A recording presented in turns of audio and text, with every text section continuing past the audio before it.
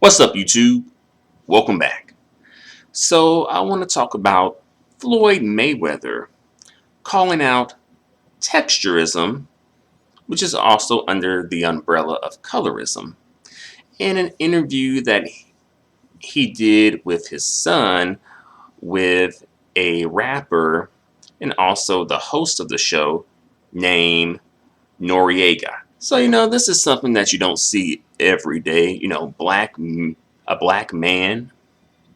a black man in the entertainment industry, right? A notable black man, a black man with a platform, calling out texturism, colorism. So I'm going to play a short video clip and then I'm going to come back with some more commentary. Here we go. Yeah, he seriously got good hair too. He got good hair. No, because that's colorism when we say that. Yeah. That's colorism. That's colorism when we say that. So because the opposite. See, the thing is this. Even like the thing when they keep on saying when they saying Becky with the good hair. So if Becky got the good hair, then what? Someone's got the bad hair. Well, who got the bad hair? Because the opposite of good is bad. Right. So once again, that's colorism. I mean, it is true, bro. Like you got it. So my thing is this. See, I'm real. You gotta realize I'm real sharp. I'm real educated on all this stuff. So my thing is this.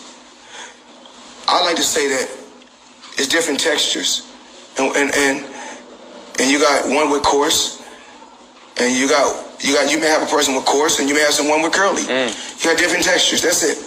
But it's not such thing as good and bad. Right. It's just different textures. Because if we say someone got good hair, then what's the opposite of good? I think it's bad. Okay, so we don't want to say that. All right, so you guys saw that video clip.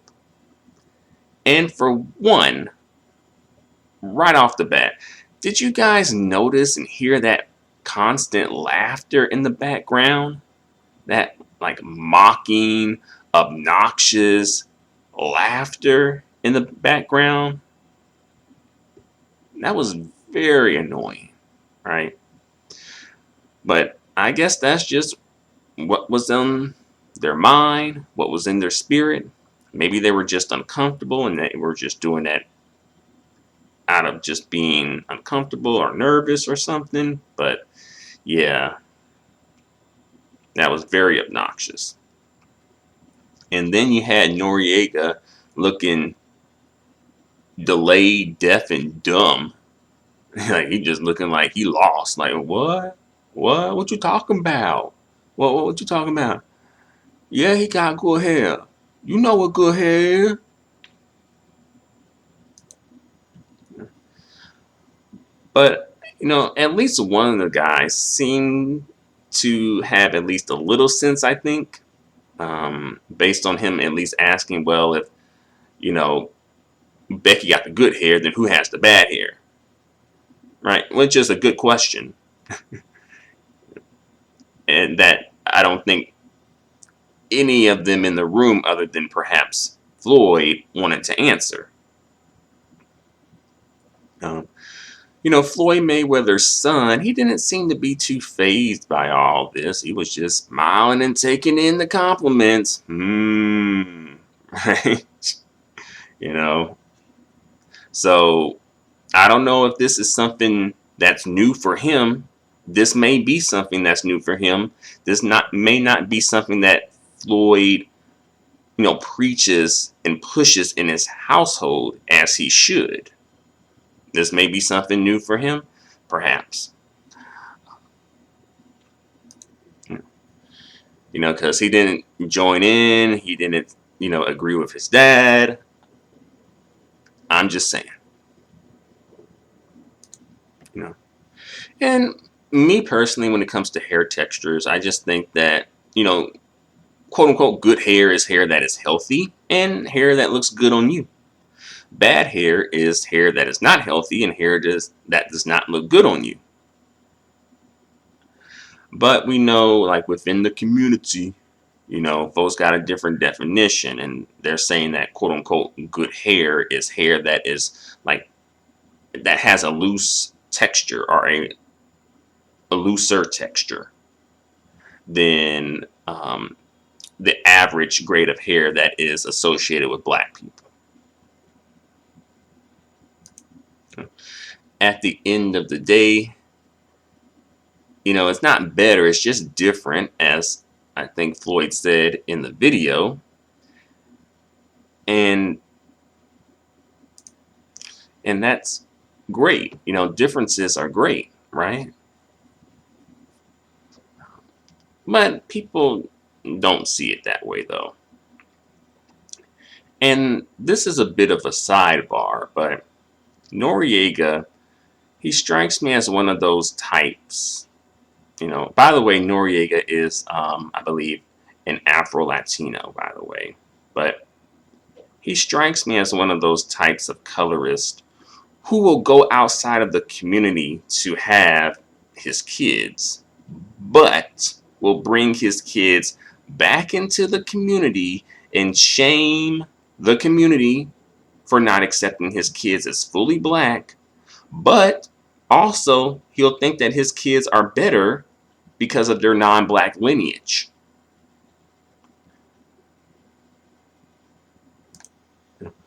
Thus continuing the cycle of colorism and perpetuating colorism in the community.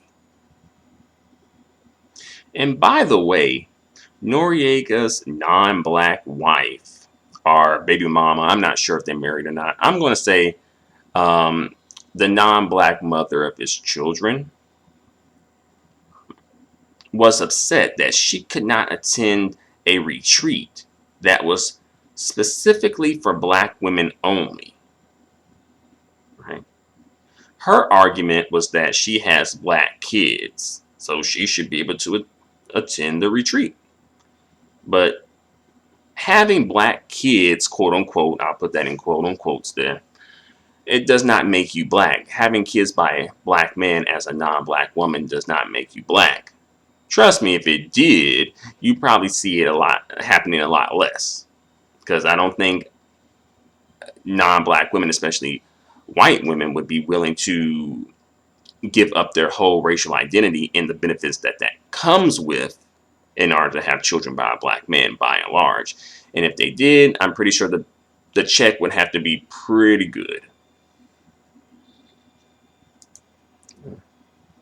But this really just makes me think that, people really think that black women are supposed to just accept any and everything from any and everybody. Like black women just expect black women to open their spaces to them just because they're with a black man and have children by that black man and maybe even married to the black man. But no. What does that have to do with black women, though? And I think that's part of it too. Whereas oh well, if it relates to the black man, then that's the community. Versus if it relates to the black woman, then that's just the black woman. That's not the community. That's just black women. And by the way, do these non-black women who are with black men, do they open their non-black spaces to black women? I don't think they do. So for black women out there, please be aware of the game that the non-black women who were ushered into the community by black men will try to run on you. Because they ain't down for you either. But I'll say that I'm surprised that Floyd actually checked the texturism that Noriega was spewing.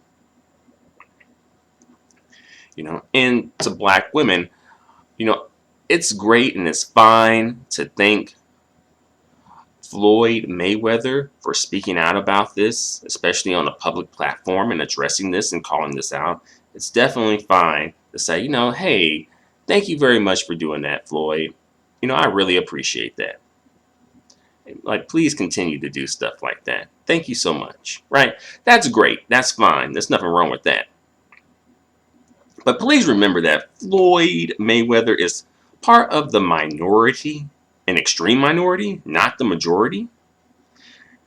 And what I'm saying is to the black women out there, don't get full, all right? Don't get full off of black cane crumbs, right? Don't get full off of that black cane crumb cake that y'all like to eat so much. You know, trust me, y'all trying to make a whole 3-course Thanksgiving meal out of this. Don't do that, all right? Because Floyd, I know you would like Floyd to represent the majority of black men, but he does not. All right, let's be real. And that's okay. Perhaps one day we'll get there, right? But we can't just pretend that we're there right now. That's not cool. That's not going to work. All right, you're just going to end up playing yourself and getting played.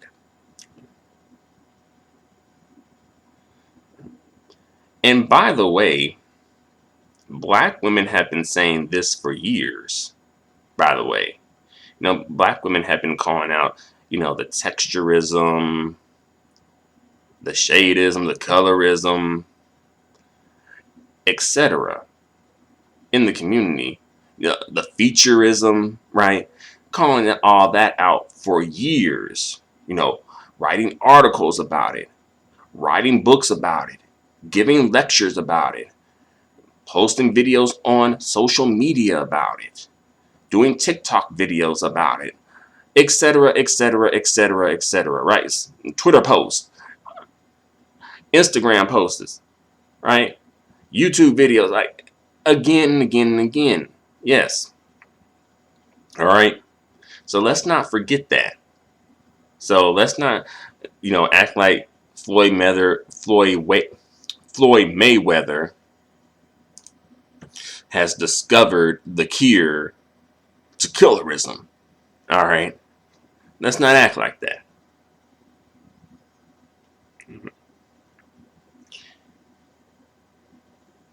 But there's another aspect of this that I want to kind of address and focus on a little bit and explore. And this is brought up by someone who posts comments on my videos.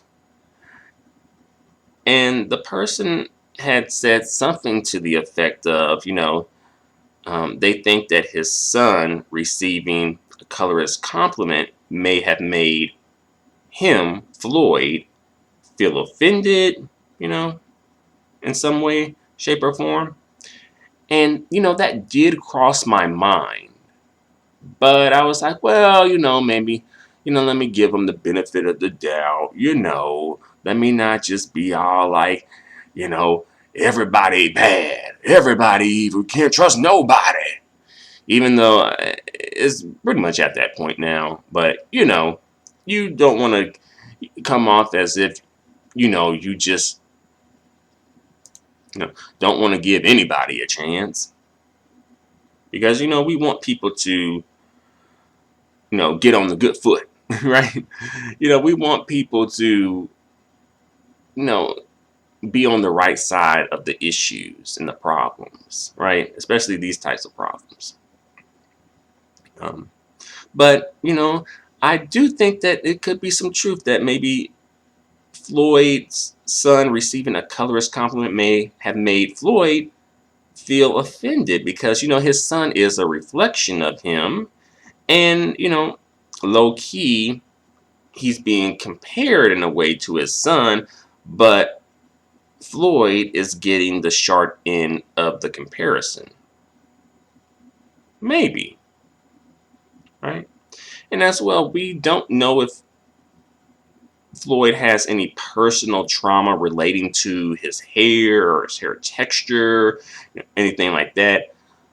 Not sure. Maybe there is some trauma there somehow, some way. Maybe he was teased for his hair texture as a kid. Maybe he's has some difficulty maintaining healthy hair.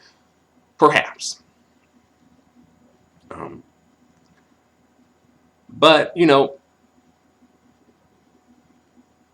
Floyd, I'll say, you know, in terms of, say, his dating history, or at least the women he chose to have his children by, they are on, the more lighter, exotical side of things, right? That's his choice. He has a right to choose and like what he likes and be with who he wants to be with. All right, but since we are talking about texturism and colorism in this video, and Floyd also brought this up too, I think these are kind of good things to point out in conversations like these. But in terms of Floyd having some issues with his hair texture or hair or whatever, perhaps maybe people thinking I'm reaching, maybe, right? But I did hear that Floyd, he used to get his hair shaved 2 to 3 times a week and paid $1,000 for each shave, right? And he also got a beard transplant, and he is alleged to have had gotten a hair transplant as well.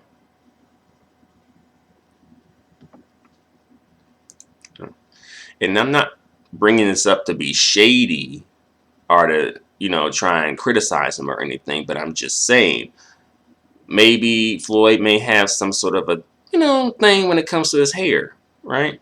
Personally, I thought, the bald head look was cool. I didn't think anything was wrong with that. A nice shaped head for having a bald head. He doesn't have like a weird shaped head or anything like that. But, maybe he just wanted some hair. And, he did get the beard transplant. So it wasn't just the hair on his head. I guess he wanted also facial hair or more facial hair. Right. But people also speculate that he has gotten a hair transplant for the hair on his head too. And as well, he has been growing out his hair, as of recently. Hey, get your money's worth, right? And again, I ain't hating or anything. I'm just like, hey, hook me up with the person who did it. Shoot. But, thinking back on Floyd's reaction in that video, I do think his reaction was sincere, right? I think for me, I'm just thinking about what was the exact trigger and motivation for his reaction. Was it just, oh, hey, that's offensive to say things like that? Or did it come from just a more personal place? Like, oh, hey, what are you saying, that I don't have good hair? Right? What's wrong with my hair? Right. But, Floyd was, in that interview, though, he didn't really have hair, I don't think. But yeah, said all I have to say for the time being about this. I just want to come through right quick and just give you my thoughts and take on this situation and give you a different point of view that I don't think a lot of people are talking about when it comes to this situation. But thank you very much for watching this video. Please let me know what you think about this whole situation in the comment section below. Until the next video, adios and goodbye for now.